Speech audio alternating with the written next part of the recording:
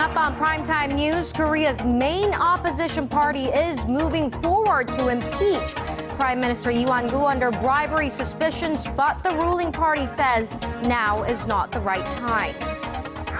And North Korea extends a deadline for South Korean firms to pay workers at the Kaesong Industrial Complex amid a months-long row over Pyongyang's bid to raise wages.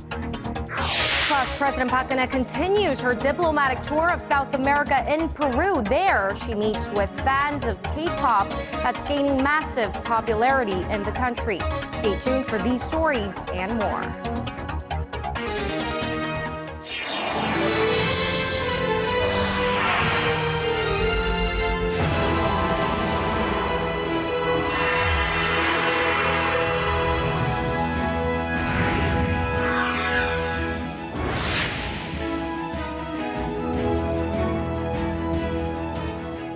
Welcome to Primetime News on this Monday, April 20th. I'm Hwang Ji-hye. And I'm Daniel Choy. Thank you for joining us.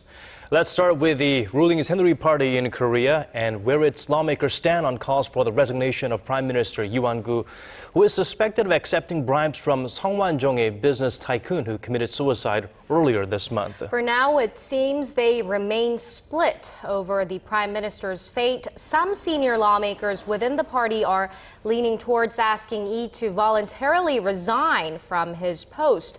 But party chief Kim Moo-sung says for now it's not an option as it could create a vacuum in state affairs. This led to a failure in an agreement today between senior deputy floor leaders of the main rival parties to set a schedule to process a motion to impeach the prime minister.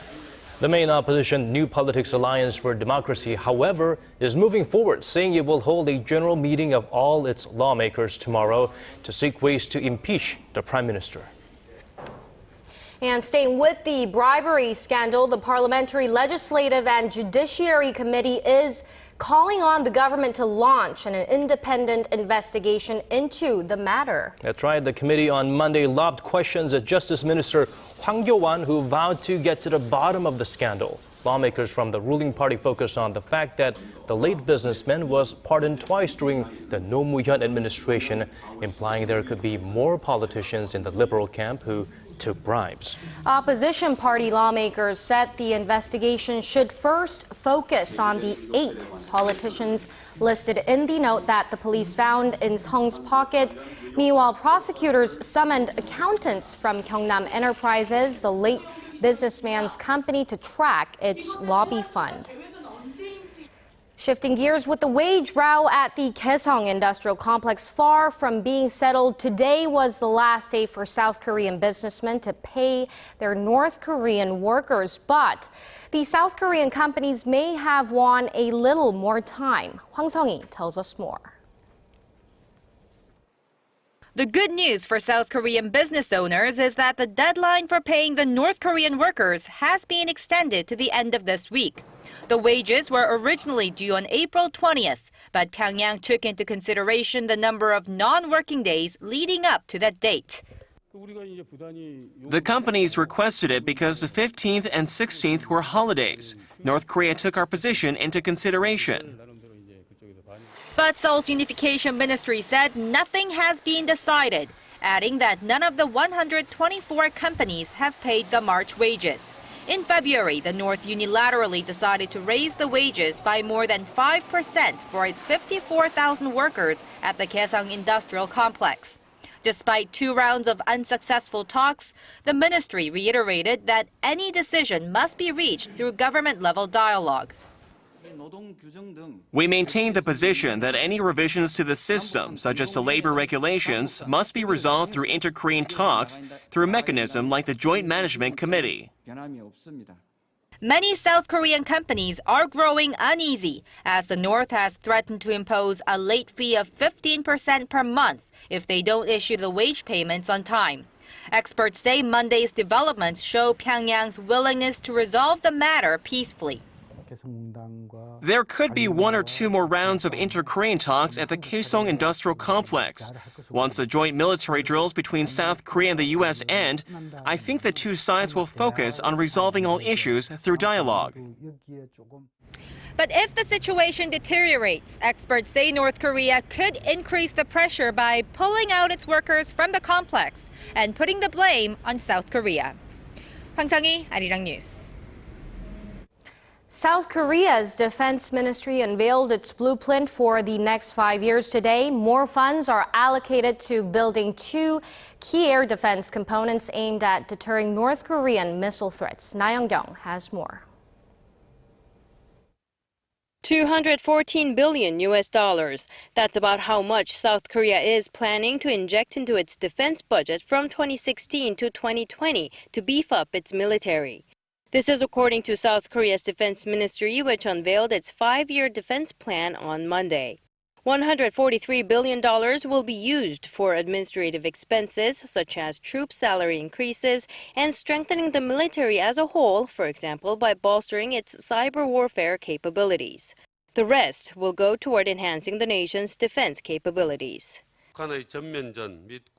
We allocated the money based on the key components for deterring North Korea's provocations, kill chain and Korea air missile defense, and on strengthening the military's capabilities in war. Kill chain uses multi-purpose satellites, unmanned aircraft, and missiles to find and destroy targets, while KAMD utilizes Patriot interceptors and surface-to-air missiles.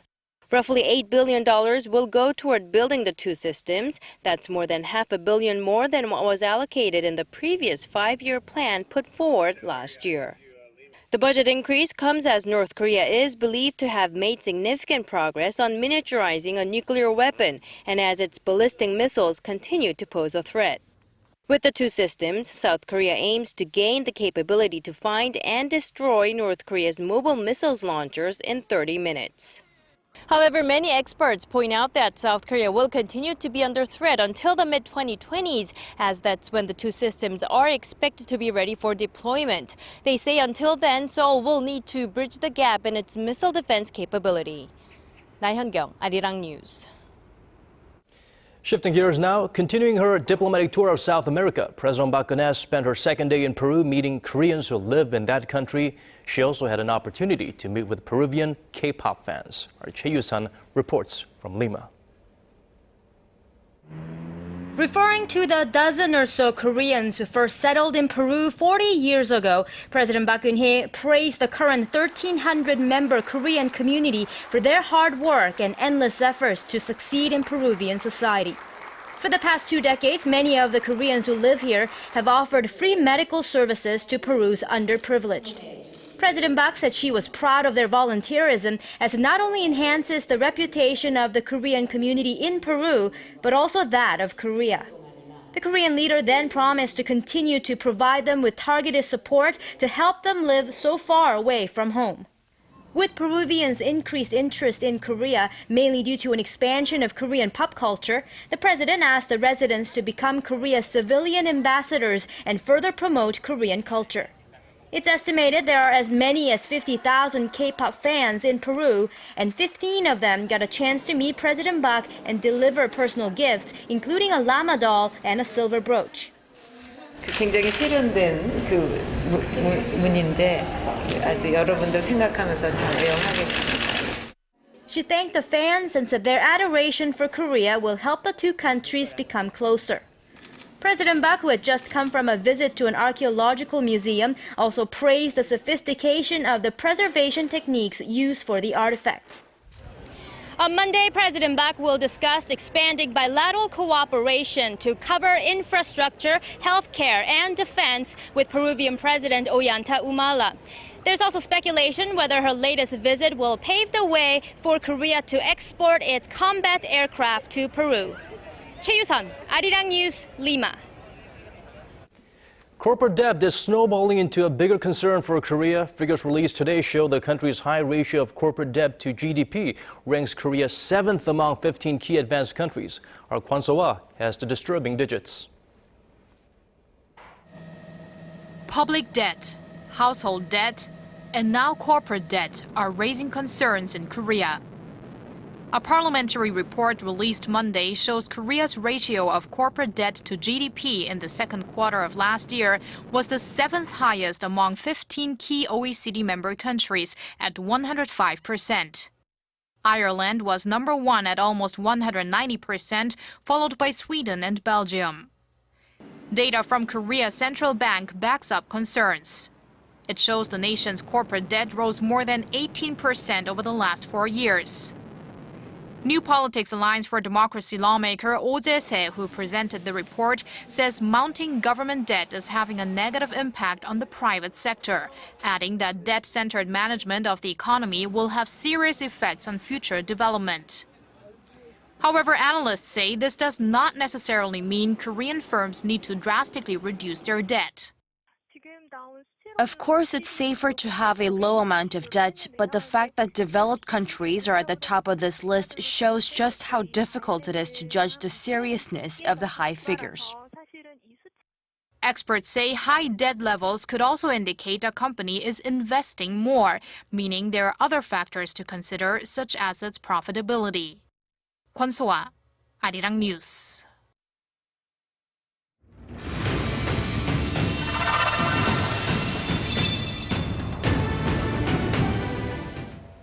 Korea is known for being a leader in ICT, from mobile to wireless networking to ultra-high-definition television transmissions. The country is also expanding its broadcasting territory through content exports and collaboration with foreign stations. And that's just a few of many duties of Korea Communications Commissions, or KCC. Joining us to discuss the many challenging tasks Korea's top broadcasting regulator faced during this age of broadcasting and telecommunications convergence is KCCC Chairman Choi Sung-jun. Thank you for joining us today. Good evening. Let's start with the first question. Now, you managed to share policy grounds with chiefs of communication commissions from the U.S., UK, and France.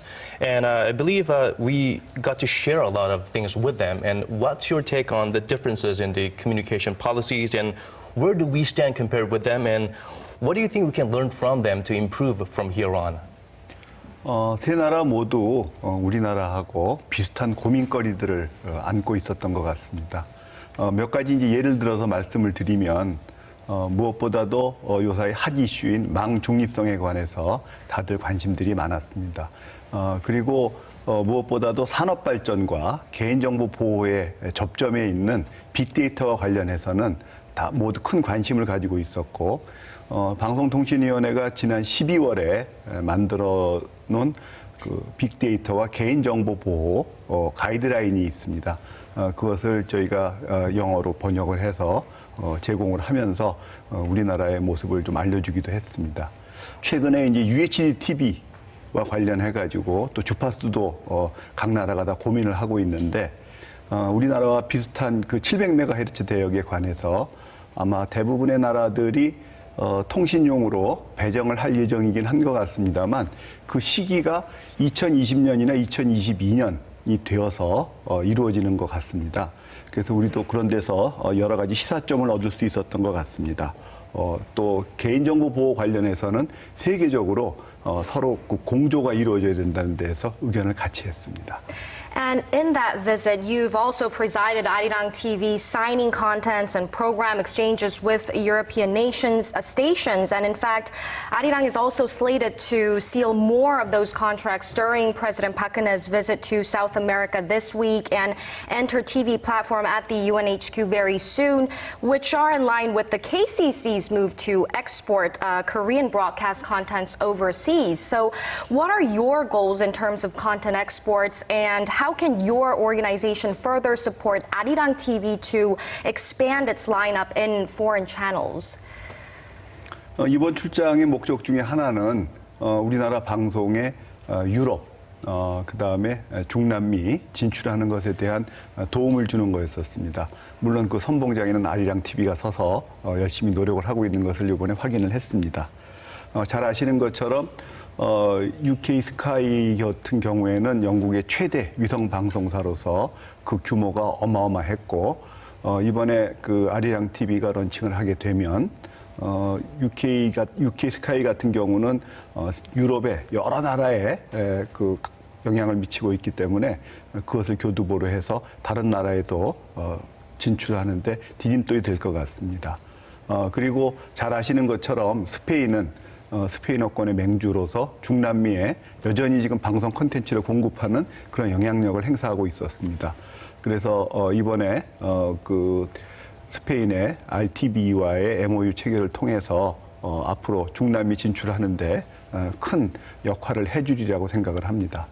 저희 방송통신위원회는 앞으로도 계속 그 해외 정부기관이나 또는 방송사들과 서로 협력을 통해서 우리나라 방송, 특히 아리랑 TV가 해외에 적극 진출하는데 도움을 드리도록 하겠습니다. 실제로 아리랑 TV가 뭐 영어나 또는 그 현지 자막을 통해 가지고 우리나라 문화들을 널리 알리고 또 덧붙여서 우리 외국의 우리 국민들에 대한 이해를 증진시키는데 큰 기여를 하고 있다는 걸 느꼈습니다. Okay, well, this year marks the 70th anniversary of the independence and separation of the two Koreas. And I understand that KCC is also revving up efforts to prepare for the post-unification era in terms of broadcasting infrastructure and exchanges with Pyongyang. My question is, in terms of exchanges with Pyongyang, how far have we come? How ready are we? And could you perhaps elaborate on the importance of broadcasting and media in terms of reunification of the two Koreas? 우리 방송통신위원회는 법정 기구로서 남북방송통신교류추진위원회가 지금 설치되어 있습니다. 다만 아쉬운 것은 지금 이제 5.24 조치로 인해 가지고 남과 북이 교류에 상당한 제한을 받고 있습니다. 그래서 현재 그 위원회는 통일에 대비해서 북한의 현재 방송통신 현황 그리고 통일되었을 때 우리가 어떤 역할을 할 수 있는지를 지금 꾸준히 연구를 하고 있습니다. 이번 7월 달에 연길에서 남북방송 국제 컨퍼런스를 지금 개최하려고 합니다. 남한과 북한, 그리고 중국, 일본, 또 독일, 이집트 등을 초청을 해서 지금 방송통신의 현황과 또 앞으로 미래에 대해서 한번 논의를 하는 장을 마련함으로 인해서 좀 더 교류의 물꼬를 트고자 노력을 하고 있습니다. 잘 아시는 것처럼 독일의 경우를 보면 독일이 장벽의 걸림돌을 제거하는 데는 방송, 특히 TV 방송이 굉장히 큰 역할을 했다고 생각을 합니다. 그렇기 때문에 방송통신의 역할이 그 무엇보다도 중요하다고 생각을 합니다. 앞으로 조급하게 생각하지 않고 점진적으로 차근차근 남북 간의 교류를 확대해 나가도록 하겠습니다. Thank you so much for your time today. We look forward to the continued efforts by the KCC to help evolve the Korean broadcasting under your leadership. 감사합니다.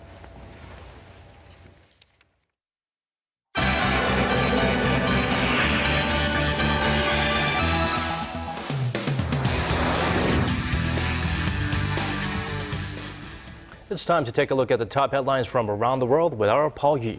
And our focus today, hundreds are feared dead after a migrant ship from Libya capsizes. A major earthquake strikes Taiwan, and the world's fastest man defends his title in Rio. Well, Paul, let's start off with the first story. In the Mediterranean, a series of tragedies have struck European waters, with the death toll rapidly rising in just the last 24 hours. Give us the details. Well, the Greek Coast Guard says at least 3 people have died after a wooden boat carrying scores of migrants ran aground off the island of Rhodes on Monday. Now, it's the second rescue mission launched over the past few days to save passengers at sea, a majority of whom are trying to enter Europe via Africa.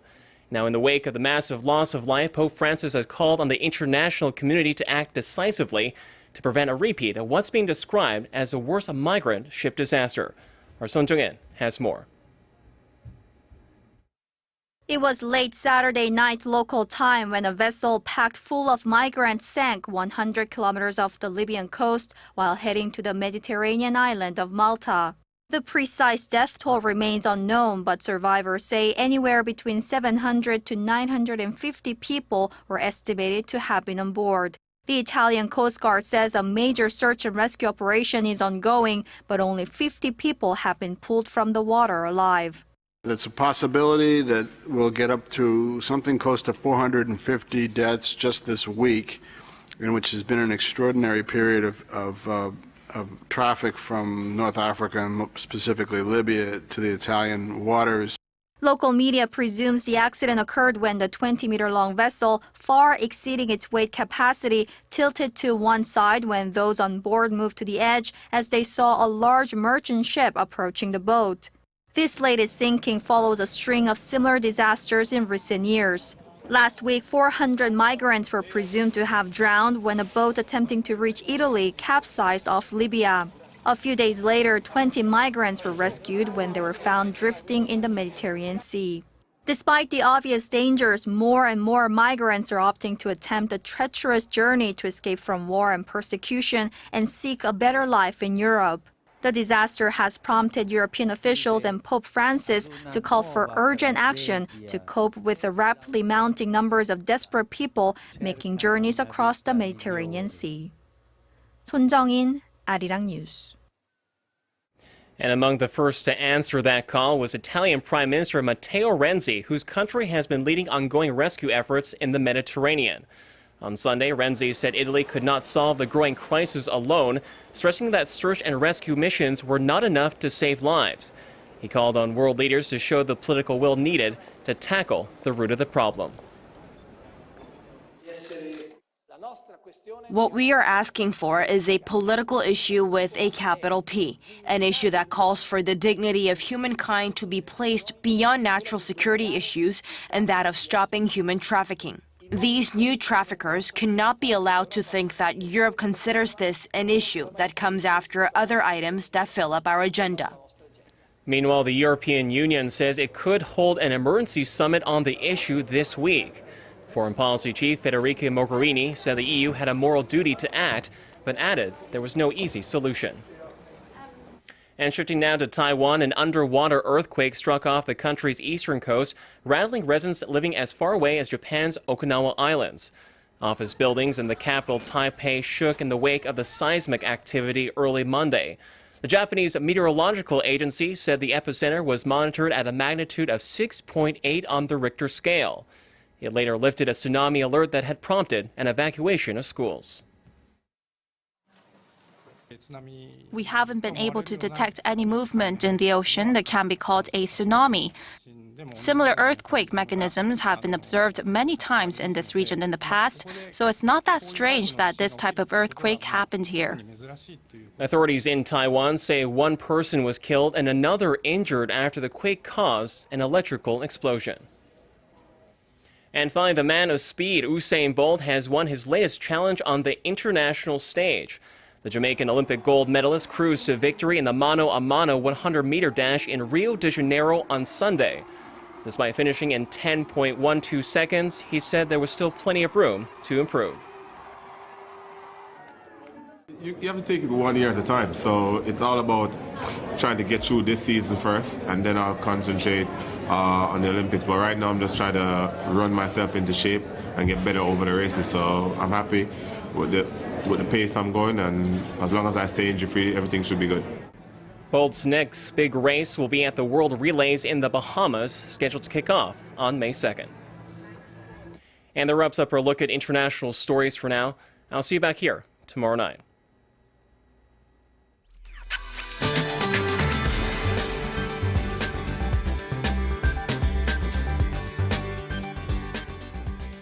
Well, today is Gogu, one of the 24 seasonal indicators on the lunar calendar when spring rain helps the crops to grow. And we welcomed the rain yesterday and this morning, but by the afternoon, skies got clear to sunny and warm conditions. And it looks to be even brighter and warmer tomorrow nationwide, but morning lows will kick off in the single digits, and the later on high will jump up to 21 here in Seoul, and Daegu and Gwangju will get up to 23 and 22, while Busan will see a high of 19 tomorrow afternoon. And as for the other regions, it seems like Daejeon and Jeju Island will top out at 22 and 17, while Dokdo rises to 16. Now, pleasant spring weather will persist throughout the week, with highs hovering in the 20s here in the capital, but beware of big gaps between lows and highs and dress accordingly. Well, that's all for Korea, and here's international weather for viewers around the world.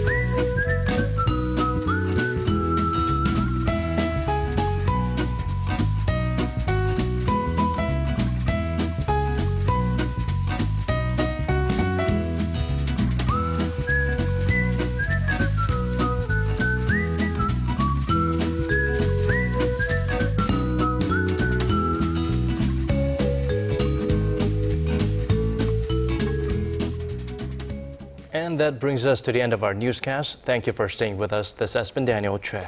And I'm Hwang Ji-hye. Please join us at the same time tomorrow. Goodbye for now.